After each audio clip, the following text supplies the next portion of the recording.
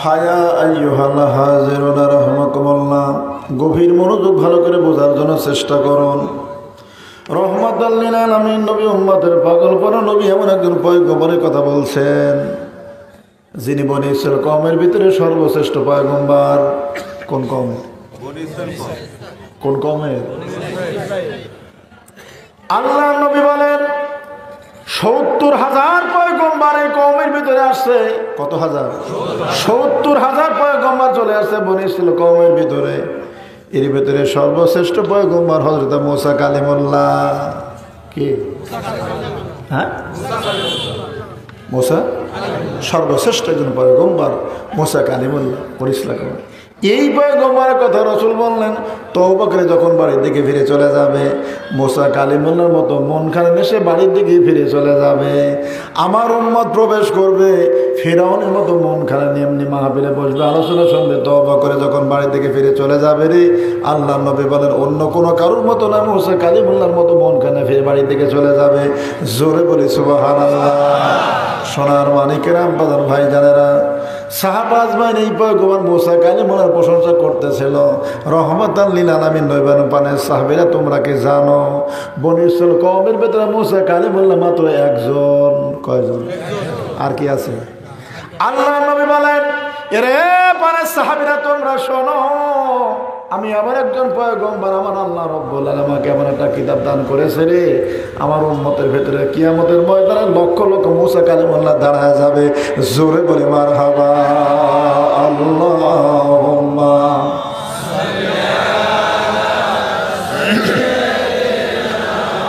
মাওলানা মুহাম্মদ ওয়া আলা আলি সাইয়্যিদিনা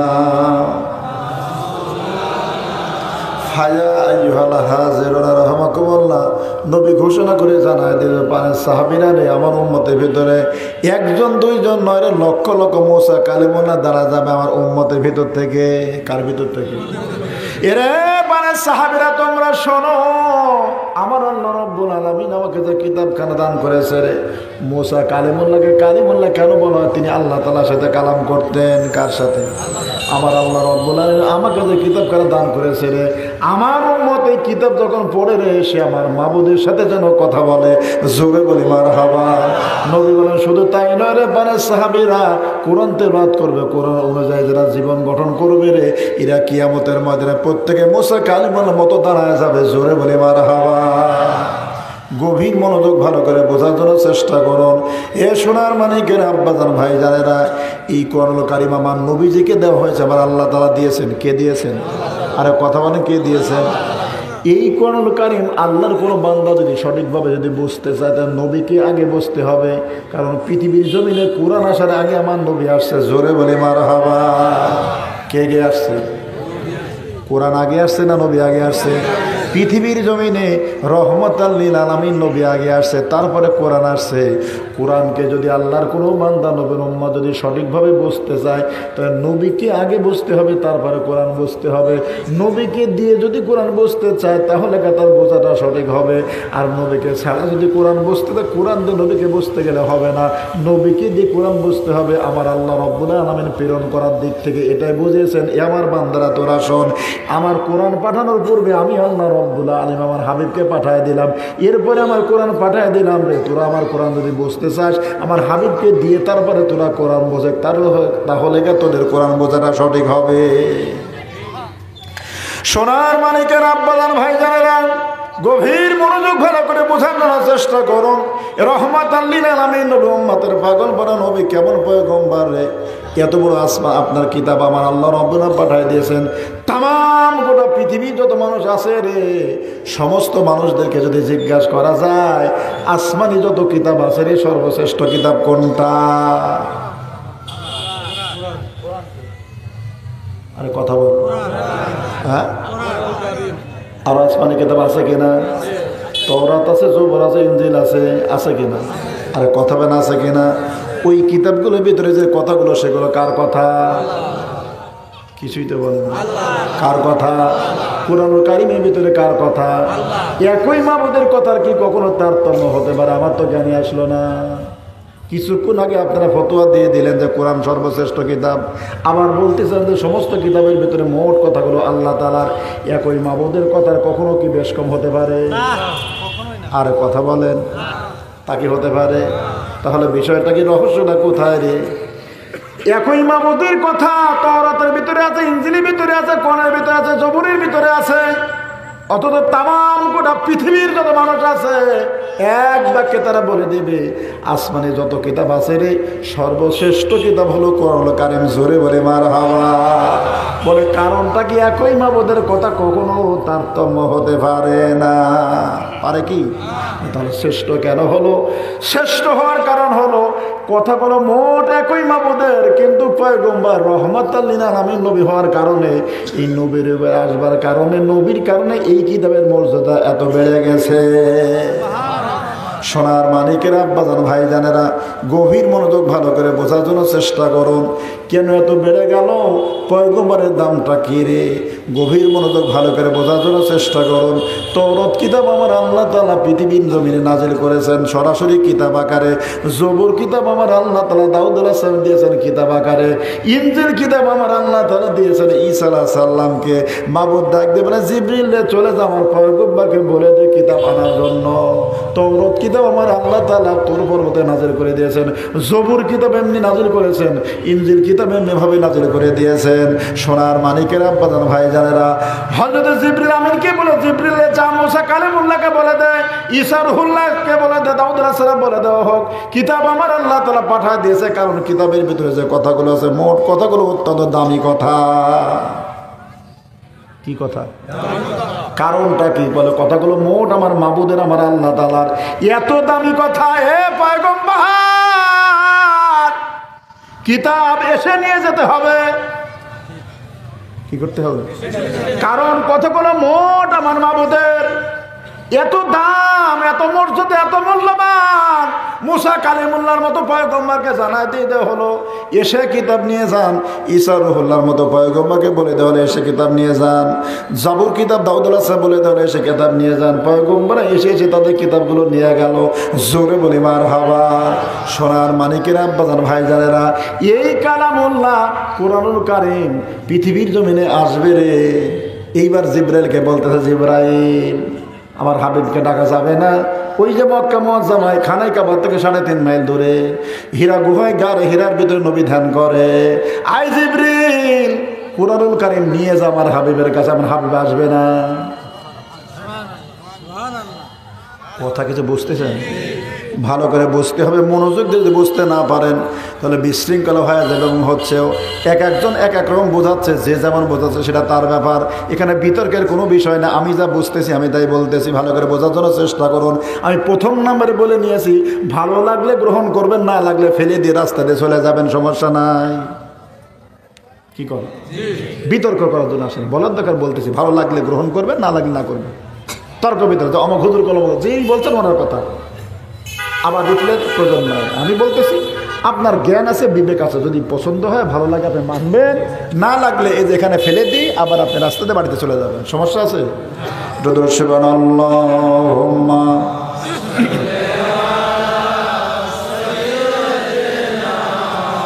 মাওলানা মুহাম্মদ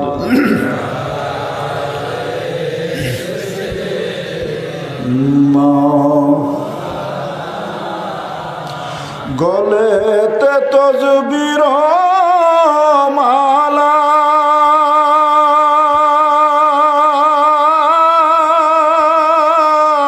কে চলে ওই কামলে ওয়ালা রে। ওরে আমার বুকের দরগা তলায়, ওরে আমার বুকের দরগা তলায়, ও তার ডেকে নিয়ে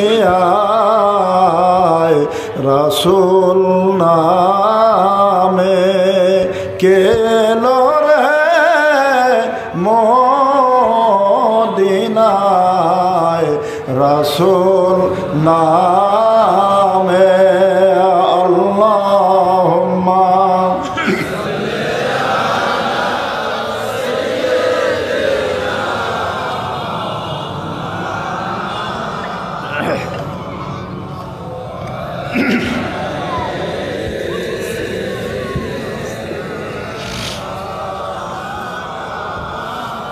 হায়া আইয়ুহাল হাজিরুন রাহমাকুমুল্লাহ, গভীর মনোযোগ ভালো করে বোঝার জন্য চেষ্টা করুন। ওই 3 কিতাবের ব্যাপারে পয়গম্বরকে বলে দেওয়া হলো এখানে এসে কিতাব নিয়ে যেতে হবে, কারণ কিতাবটা দামি। কিতাবটা কি? কারণ কিতাবের ভিতরে মোট কথাগুলো আমার আল্লাহ তাআলার। কার কথা? মাবুদের কথার চাইতে দামি কথা আর কারোর হতে পারে না। পারে কি? এ সোনার মানিকেরা, আব্বাজান ভাই জানে না, আখিরি জামানা চলে আসলো, আমার হাবিব নবী পৃথিবীতে আসলেন, আইন মোট বাতিল হয়ে গেল, উল্টা হয়ে গেল। কি হয়ে গেল? ভালো করে বোঝার জন্য চেষ্টা করুন। এতক্ষণ পর্যন্ত পয়গম্বরকে ডাকা হয়েছে কিতাব নেওয়ার জন্য, আইন এটা ছিল। আখিরি জামানা যখন চলে আসলো, মাহবুব ডাক দেবে না, জিবরাইল, হ্যাঁ জিবরিল, আমার হাবিব আসবে না, কোরআন নিয়ে চলে যাও, আমার হাবিবের কাছে চলে যাও। ওই যে আমার নবী গারে হীরার ভিতরে সাধনা করতেছে, ওই গারে হীরায় আমার হাবিবের কাছে কোরআন নিয়ে চলে যাও। জোরে বলে মারহাবা। নবী কোরআন আনার জন্য যাই নাই। আপনার তওরাত কিতাব যেখানে, মুসা কালিমুল্লাহ সেখানে, জবুর কিতাব যেখানে, দাউদ আলাইহিস সালাম সেখানে, ইনজিল কিতাব যেখানে, ঈসা আলাইহিস সালাম সেখানে। আইন এটা ছিল এতদিন পর্যন্ত। আখেরি জামানা যখন চলে আসলো, আইনটা সম্পূর্ণ বিপরীত হয়ে গেল। এইবার কোরআন যেখানে, নবী সেখানে বলে না না না না, নবী যেখানে কোরআন সেখানে। কোরআন যেখানে গেছে নবী সেখানে যাই নাই। আমার নবী যেখানে গেছে কোরআন সেখানে গেছে। আমার নবী গারে হীরার ভিতরে, কোরআন গারে হীরায় চলে গেল। জিবরাইল নবী মক্কায় চলে গেল, কোরআন মক্কায় চলে গেল। আমার নবী মদিনায় চলে গেল, কোরআন মদিনায় চলে গেছে। আমার নবী যেখানে চলে গেছে কোরআন সেখানে গেছে, কোরআন যেখানে নবী সেখানে যায় নাই। কিন্তু ইনজিল কিতাব যেখানে, ঈসা আলাইহিস সালাম সেখানে, জবুর কিতাব যেখানে, দাউদ আলাইহিস সালাম সেখানে, আপনার তওরাত কিতাব যেখানে, মুসা কালিমুল্লাহ সেখানে চলে গেছে। কথা কিছু বুঝতেছেন? সোনার মানিকের আব্বাজান ভাই জানেরা, গভীর মনোযোগ ভালো করে বোঝার জন্য চেষ্টা করুন। তাহলে এই জন্য এই নবীকে কোরআন যদি আমি আপনি বুঝতে চাই, তাহলে নবীকে ভালোভাবে আমাকে বুঝতে হবে। নবীকে বুঝতে যদি ভুল হয়ে যায়, উম্মতের কোরআন বুঝতে তখন ভুল হয়ে যাবে। বলবেন হুজুর কোরআন তো কোরআনই। বলে কোরআন তো কোরআনই, কিন্তু বুঝতে যদি ভুল নাই হবে, তাহলে এতগুলো দলাদলি বিভক্তি কেন হয়ে গেল? বলবেন হুজুর কোরআন দিকে তাকায় তাকায় তো সব একই দেখে। বলে না, কুরআনুল কারীমের দিকে তাকায় তাকায় একই দেখে না। যার দৃষ্টিতে যেমন তিনি তেমন দেখেন। আমার চোখের সমস্যার কারণে আমি যদি সবুজ চশমা যদি চোখ আপনার চোখে দিয়ে যদি কোরআনের দিকে তাকাই, হরফগুলো মোট সবুজ দেখা যাবে। কি দেখা যাবে? যদি কালো চশমা চোখে দিয়ে তো কোরআনের দিকে তাকাই, মোটগুলো কালো দেখা যাবে। যদি লাল চশমা চোখে দিয়ে যদি কোরআনুল কারীমের দিকে তাকাই, হরফগুলো মোট লাল দেখা যাবে। গোটা মাহফিলের যত শ্রোতা আছে সবাই যদি বলে না হুজুরে দেখেন, তাকায় দেখেন, কোরআনুল কারীমের আয়াতগুলো মোট কালো কালো অক্ষর দেখা যায়। আমি রফিকুল ইসলাম জীবনে কোনোদিনও তা মেনে নেব না। কারণ হলো আমি তাকায় দেখতেছি লাল দেখা যায়। আমাকে যদি আপনি কালো দেখাতে চান, তাহলে প্রথম নম্বর শর্ত হলো আমার চোখের থেকে লাল চশমাটা আগে সরাই দিতে হবে। যতক্ষণ পর্যন্ত আমার চোখের থেকে লাল চশমা সরাতে না পারবেন, আপনার 14 গোষ্ঠীরও ক্ষমতা নাই যে আমাকে প্রমাণ করে দেখায় দেয় যে অক্ষরগুলো কালো। পারবে? আরে কথা বলেন, পারবেন? বলে হুজুর ব্যাপারটা কি? বলে হ্যাঁ, এই জন্যই তো সমস্যা হয়ে গেছে। এ সোনার মানিকের আব্বাজান ভাই জানে না, গভীর মনোযোগ। এই জন্য আমার আল্লাহ রব্বুল আলামিন কোরআন কারীমের ভিতরে 114খানা সূরা নাজিল করেছেন। এর ভিতরে একটা সূরা শামস নামে একটা সূরা আমার আল্লাহ তাআলা নাজিল করে দিয়েছেন। এই সূরার ভিতরে আমার আল্লাহ রব্বুল আলামিন এই জন্য ওয়াজ করতেছেন, একটা দুইটা নয় রে, আমার আল্লাহ তাআলা 7 বার করে কসম খাইছে। কয়বার? আরে কথা বলেন, কয়বার? আমার আল্লাহ রব্বুল আলামিন যদি স্বাভাবিকভাবে কথা বলে, এর চাইতে দামি কথা আর কারো হতে পারে কিনা? কিন্তু আমার আল্লাহ তাআলা যদি কোনো কথা বলা লাগে, যদি কসম খায়, কি খায়? তাহলে বোঝা গেল আল্লাহ তাআলার অন্য কথার চাইতে এই কথাটার গুরুত্বটা একটু বেশি হয়ে যায়। তাই হয় কেন? কষ্ট হচ্ছে আপনাদের? আল্লাহুম্মা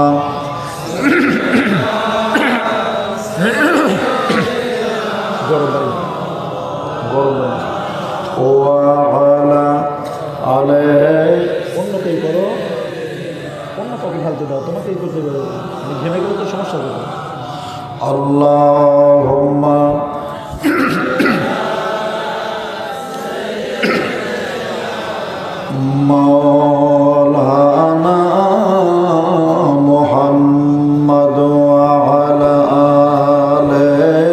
সাইয়্যিদিনা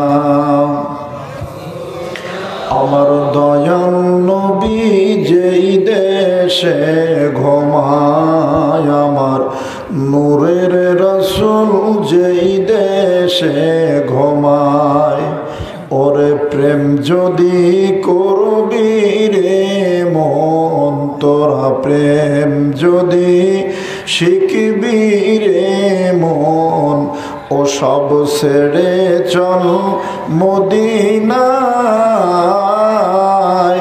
আমার জিন্দা নবী যেই দেশে ঘুমায় আমার নূরের রাসূল যেই দেশে ঘুমায় আল্লাহুম্মা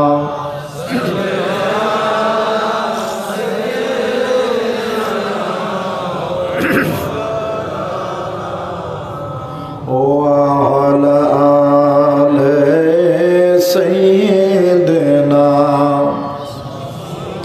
সোনার মানিকের আব্বাজান ভাইজানেরা আমার আল্লাহ রব্বুল আলামিন 7 বার কসম খাইছে কয়বার কসম খাওয়ার পরে আমার আল্লাহ তাআলা যে কথাটা বলবেন অবশ্যই স্বাভাবিকতার চাইতে এটার গুরুত্বটা বেশি হয় কিনা আর কথা বলেন তাই হয় কিনা আল্লাহ রব্বুল আলামিন কসম খাওয়া শামসি ওয়া দুহাহা কসম সূর্যের এবং তার আলোক রশ্মির কসম কি কসম খাচ্ছেন কিছু কসম খাচ্ছেন ওয়াল কামারি ইজা তালাহা ওয়ান নাহারি ইজা জাল্লাহা ওয়াল লাইলি ইজা ইয়াগশাহা এমনি করে করে আমার আল্লাহ রব্বুল আলামিন চন্দ্রের এবং রাতের দিনের বিভিন্নভাবে 7 বার কসম খাইছে কয়বার আরে কয়বার কথা বলেন 7 বার আমার আল্লাহ তাআলা এই সূরার ভিতরে কসম খাইছে 7 বার কসম খাওয়ার পরে আমার আল্লাহ রব্বুল আলামিন ভালো মন্দ করবার দায়িত্ব বান্দার এবং এটার ক্ষমতা বান্দার এই কথা বলেই এরপরে আমার আল্লাহ তাআলা ঘোষণা দিচ্ছেন কাদ আফলাহা মান যাক্কাহা ওয়া কাদ খাবা মান দাসসাহা এটা হলো আমার আল্লাহ তাআলা মূল ভাষ্য এই কথাটুকু বলার জন্য আমার আল্লাহ তাআলা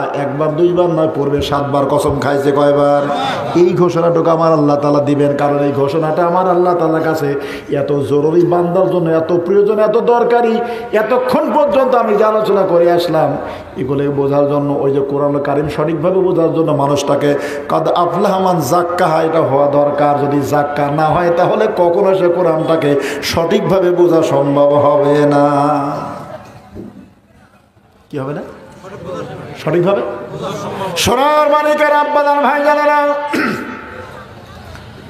গোটা পৃথিবীর ভিতরে সেরা আলেমদের ভিতরে যদি আপনি গোনেন যাদের নাম স্বর্ণাক্ষরে লেখা আছে একজনের নাম হযরত সুফি সম্রাট জালালউদ্দিন রুমি রাহমাতুল্লাহ আলাইহি আপনি সুফি সম্রাট পীর মোর্শেদ পীর আপনি মনে করলেন বলতেই সালাফরা আপনার বিভিন্ন কিছু এরকম মনে করবেন না না না না শরীয়তের ইলম এত জ্ঞান অর্জন করেছেন সোনার মানিকেরা আব্বাজান ভাইজানেরা তাম গোটা পৃথিবীর ভিতরে এই জামানা যত বড় বড় আলেম আপনি কোনেন না কেন জালালউদ্দিন রুমি রহমতুল্লাহকে ফেলে দেবেন এমন ক্ষমতা পৃথিবীর কোনো আলেমের নাই আছে কি আরে কথা বলা আছে গভীর মনোযোগ ভালো করে বোঝার জন্য চেষ্টা করুন আমার কথা হলো কোরআন বুঝতে হলো তাকে যে তাজকিয়া করতে হবে এইটার উপরে কথা ভালো করে বোঝেন জালালউদ্দিন রুমি রহমতুল্লাহি উনি ছাত্রদেরকে দর্শ দিচ্ছেন ওনার বিশাল লাইব্রেরি নাকি अरे कथा बन की इरशाद हुसैन रामपुरी रहमतुल्लाह बोलছেন बाबा आलिम लोगों का दिल में इल्म का फक्र होता है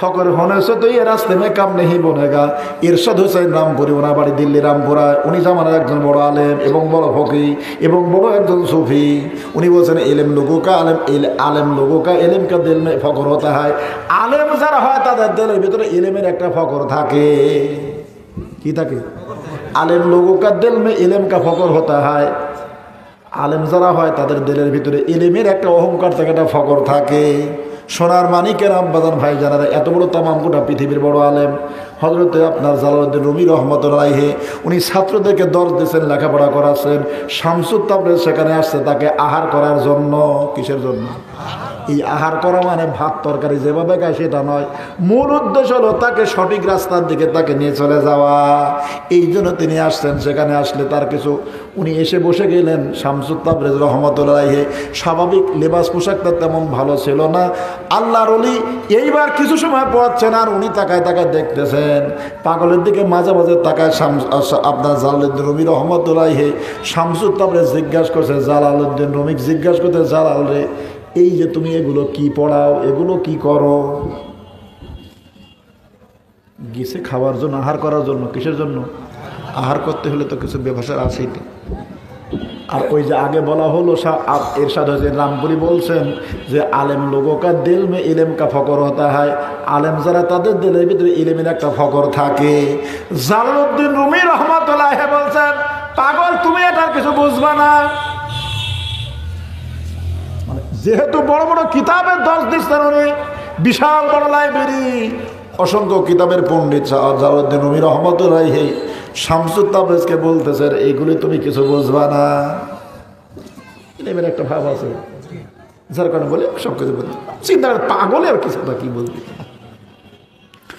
শামসুত তাবরেজ রহমাতুল্লাহ কোনো কথা বললেন না, উনি আঙ্গুলের দ্বারা শুধু একটু ইশারা করলেন। কি করলেন? ইশারা করে কিছু হয়? হ্যাঁ, কিছু হয়? এখানে ওয়াজ হয়েছে তো, এর ওয়াজ হয় না? রহমাতুল লিল আলামিন নবী, আমি মোটবা শুনেছি তো, এমন বসেছিল না, কথা হয় না কেরে নাকি নাকি বসে বসে ঘুম পারছে নাকি?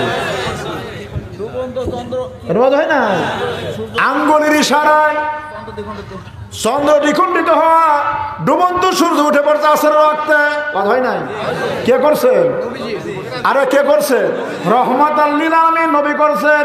এরে সোনার মানিকেরা, আব্বাল ভাইজানেরা, নবীর ওই প্রেমে যারা আপনার রহমাতুল লিল আলামিন নবীর ভিতরে যারা ফানা, রহমাতুল লিল আলামিন নবীর ওই গুণে যারা গুণান্বিত, ওই চরিত্রে যারা চরিত্রবান, এ সোনার মানিকেরা, আব্বাজান ভাই জানেরা, ওরা তখন নবীময় হয়ে যায়। যার কারণে ওই প্রকার মানুষ প্রকৃত নায়েবে নবী যারা হয়ে গেছে রহমাতুল লিল আলামিন নবীর কারণে, তারা আঙ্গুলের ইশারা দিলে তাদের আপনার ওরকম অনেক কিছু ঘটনা ঘটে যায়। প্রকৃত যারা ওয়ারিস হযরত শামসুত তাবরেজ রহমাতুল্লাহ, উনি আঙ্গুলের দ্বারা শুধুমাত্র একটু ইশারা করলেন। কি করলেন? আরে কথা বলেন, কি করলেন? সোনার মানিকেরা, আব্বাজান ভাইজানেরা, আমার আল্লাহ রাব্বুল আলামিন রহমাতুল লিল আলামিন নবীকে আপনার যে কোনো বিষয় যদি আমার আল্লাহ তাআলার কাছে যদি আবদার করতেন বা যে কোনো কিছুই হোক না কেন, নবীকে খুশি রাখবার জন্য আমার আল্লাহ তাআলা পাগল ছিলেন সর্বসময়ের জন্য। ভালো করে বোঝার চেষ্টা করুন। আমি যে বিষয়ে আলোচনা করতেছি, নবীর আপনার যারা ওই গুণে যারা গুণান্বিত, ওই রঙে যারা রঞ্জিত, প্রকৃত নায়েবে নবী যারা, তাদেরকে খুশি করার জন্য আমার আল্লাহ তাআলা সর্বসময় ব্যতিব্যস্ত থাকে। জোরে বলি মারহাবা। শামসুত তাবরেজ রহমাতুল্লাহ ওই রকম শুধু আঙ্গুলের দ্বারা একটু ইশারা করলেন, দাওদা করে আগুন ধরে গেল। জালালউদ্দিন রুমি রহমাতুল্লাহ চিন্তা করে, সর্বনাশ, পাগল দরবেশ কি সর্বনাশটা করে দিল। আমি জালালউদ্দিন রুমি সারা জীবন ধরে সাধনা করে আমি যে লাইব্রেরিতে কিতাবগুলো গোছায় ফেলছি রে, এই কিতাবগুলো মোট পড়ে সারকার হয়ে গেল, তাহলে আমার জীবনে এলেম যা কিছু গোছাইছি মোটগুলো শেষ হয়ে গেল। সোনার মানিকেরা, আব্বাজান ভাইজানেরা, জালালউদ্দিন রুমি রহমাতুল্লাহ বললেন, হুজুর আমি ক্ষমা চাই, আপনাকে মাপ চাই, আমার লাইব্রেরিটা আগুন ধরে পড়ে গেল, এটার ব্যবস্থা যেটা হয় আপনি একটু করেন। শামসুত তাবরেজ রহমাতুল্লাহ আবার আঙ্গুলের দ্বারা ইশারা করলেন, সঙ্গে সঙ্গে আগুনগুলো নিভে গেল। তাকায় দেখে কিতাব যেমন আছে মোটগুলো রয়ে গেছে, একটা কিতাবের পৃষ্ঠা পড়ে নাই। জালালউদ্দিন রুমি রহমাতুল্লাহ জিজ্ঞাসা করতেন শামসুত তাবরেজ, হুজুর বিষয়টা বুঝলাম না, এটা আবার কি? শামসুত তাবরেজ বলতেছে, এটা তুমি বুঝবা না, এই কথা বলে রওনা দিয়ে চলে যায়। ওই যে প্রথম জিজ্ঞাসা করছিল, এ জালালউদ্দিন রুমি রে, এগুলো কি? জালালউদ্দিন রুমি বলতেছে, পাগল তুমি এটা বুঝবা না। এত কিছু পরে ঘটনা ঘটার পরে এইবার জালালউদ্দিন রুমি জিজ্ঞাসা করতেছে শামসুত তাবরেজ, এটা আবার কি বলে, এটা তুমি বুঝবা না। তার মানে বাংলা কথা বোঝাতে চাইছেন জালালউদ্দিন রুমি রে, তোর এলেম তোর কাছে, আমার এলেম আমার কাছে। তোর এলেমের ব্যাপারে যেমন আমাকে বোঝাতে চাইলি যে আমি যেমন কিছু বুঝবো না, আমার যে এলেম আছে, যে জ্ঞান আছে, এটাও তুমি কোনো কিছু বুঝবা না। সোনার মানিকেরা, আব্বাজান ভাইজানেরা, যেটার কারণে আমি কথাটা বলতেছিলাম, গভীর মনোযোগ ভালো করে বোঝার জন্য চেষ্টা করুন যে আল্লাহর কোরআন তাজকিয়ার কথা কেন বলা হলো, কারণটাকে মনে আছে তো? সোনার মানিকেরা, আব্বাজান ভাইজানেরা, জালালউদ্দিন রুমি রহমাতুল্লাহ সর্বশেষে শামসুত তাবরেজের শরণাপন্ন হলেন এবং ওনার হাতে হাত দিয়ে বায়াত গ্রহণ করলেন। বায়াত গ্রহণ করবার পরে শামসুত তাবরেজ বলতেছে, জালাল সাবধান। বলে কি? বলে কোরআন পড়া যাবে না। বলেন তো দেখি, যে এত বড় যে আলেম, গোটা পৃথিবীর এতগুলো ছাত্রকে যে 10 দিন পড়ায়, তাকে যদি বলে কোরআন পড়া যাবে না, উনি হ্যাঁ মানবে, ছাত্ররা কি মানবে? আরে কথা মানবে? শামসুত তাবরেজ বলে, জালালউদ্দিন কোরআন পড়া যাবে না, বন্ধ। হাদিস শরীফ পড়া যাবে না, বন্ধ। শামসুত তাবরেজ যখন বল জালালউদ্দিন রুমি, উনি কথা বললেন না, যেহেতু বায়াত গ্রহণ করছেন ঠিক আছে হলো।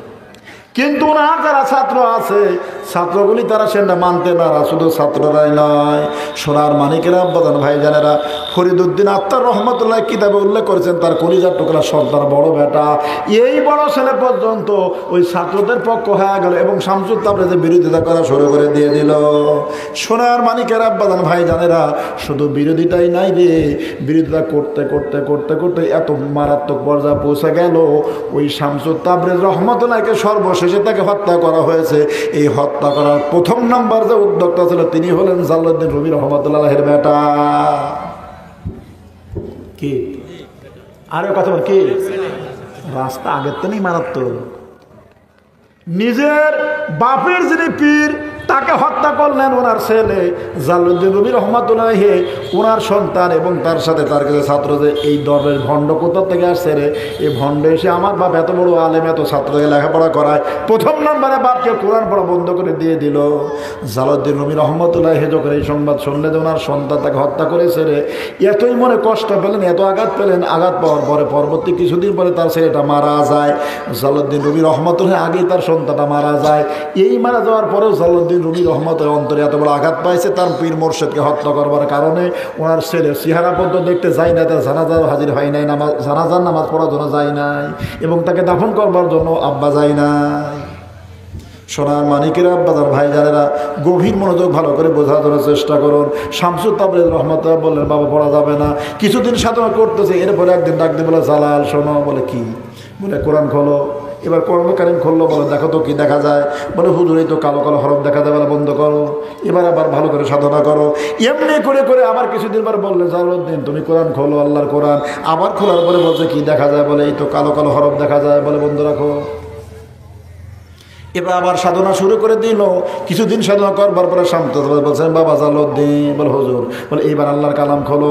কোরআন কারীম যখন খুলছে, জালালউদ্দিন রুমি রহমতুল্লাহ বলছেন দুনিয়ার মানুষ কি বলবো রে, আল্লাহর কোরআন খোলার সঙ্গে সঙ্গে তাকায় দেখি রে, এর মোটগুলো হরফ সব নূর আর নূর দেখা যায়। কি দেখা যায়? নূর আর নূর দেখা যায়, এবং নূরগুলো আর সাজিমের দিকে চলে যায়। আল্লাহর ওই হযরত শামসুত তাবরেজ রহমতুল্লাহ বললেন এ জালালউদ্দিন এখন কেমন দেখা যায়, বলে হুজুর এরকম দেখা যায়। বলে বাবা হয়ে গেছে, এখন যা, এখন আল্লাহর কালাম কোরআনুল কারীম তুমি যত খুশি তত পড়ো, কোনো সমস্যাটা তুমি পড়তে থাকো। আর কোরআনুল কারীমের ভিতরে তার আমার আল্লাহ তাআলার যে মারেফাতের যে নিগুণ রহস্যগুলো আছে, এইগুলো তুমি পড়তে থাকো আর মারেফাতের ভিতরে ডুব দিতে দাও। এখন তুমি কোরআন বড় সমস্যা নাই, নবীর হাদিস তুমি এখন বড় সমস্যা নাই, এবং সেখান থেকে তোমার যত জ্ঞান দরকার মোট জ্ঞান তুমি অর্জন করো। জোরে বলি মারহাবা আল্লাহুম্মা।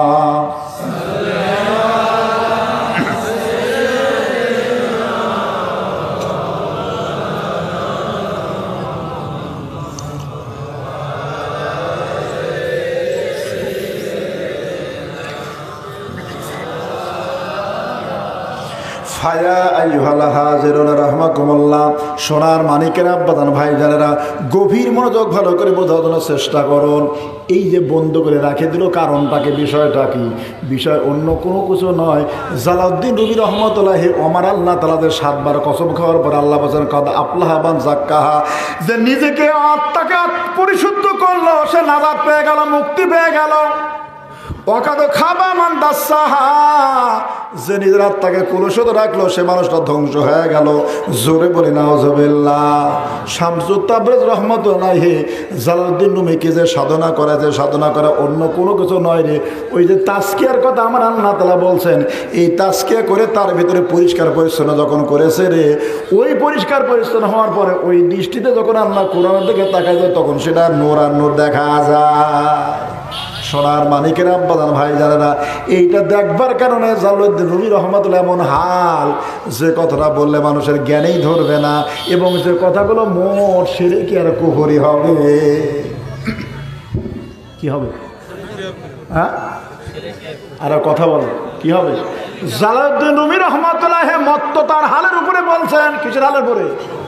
মত্ততার হালের উপরে সাধনা করতে করতে করতে মত্ততার হালের উপরে বলছেন জালালউদ্দিন রুমি রহমাতুল্লাহ এই জন্য বলছেন আমি ঈসা, আমি মুসা, আমি তওরাত, আমি জবর, আমি ইনজিল, আমি কোরআন, এরকম আমি আহম্মদ, আমি মোহাম্মদ, এরকম বলতে বলতে সর্বশেষ বলছেন আমি সব। কি বলছেন? মত্ততার হালে। কতগুলো মনে রাখবেন, কিসের হালে?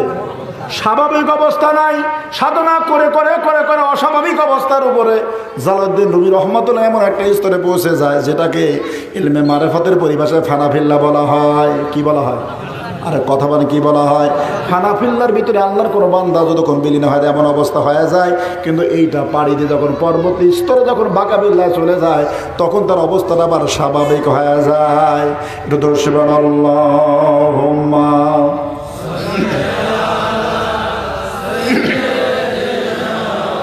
মাওলানা মুহাম্মদ ওয়া আলা আলি সাইয়্যিদিনা হায়া আইয়ুহাল হাজিরুন রাহমাকুমুল্লাহ। সোনার মানিকেরা, আব্বাজান ভাইজানেরা, তাহলে আমার আল্লাহ তাআলা 7 বার কসম খাওয়ার পরে এত বড় গুরুত্বপূর্ণ বিষয় বসলো, তার কারণ হলো আমার আপনার যদি আত্মশুদ্ধি না হয় তাহলে মোটগুলো বুঝতে ভুল হবে। কারণ আমার দিলটা বেদিগ্রস্ত। সোনার মানিকেরা, আব্বাজান ভাইজানেরা, ওইটা পরিষ্কার পরিচ্ছন্ন করবার জন্যই শামসুত তাবরেজ বলছে কোরআন পড়া বন্ধ রাখো। বলবেন কোরআন ভালো জিনিস। সোনার মানিকেরা, আব্বাজান ভাইজানেরা, ডাক্তার যিনি উনি রোগীর অবস্থাটা বুঝতে পারেন। সোনার মানিকেরা, আব্বাজান ভাইজানেরা, দুধ একটা শক্তিশালী খাবার, ঘি একটা শক্তিশালী খাবার, গোশত শক্তিশালী খাবার। বহু রোগী আছে যাওয়ার সাথে সাথে বলবেন চাচা সাবধান, বা বাবাজি সাবধান হয়ে যান, গরুর গোশত জনমে কোনোদিনও খাওয়া তো দূরের কথা ওদিকে তাকাবেন না। কয় কিনা? আরে কথা বলে কিনা? খাসির গোশত খাবেন না, আর চর্বির দিকে খাওয়া তো দূরের কথা নজরও দেওয়া আপনার জন্য পাপ। খবরদার তাকাবেন না ওদিকে।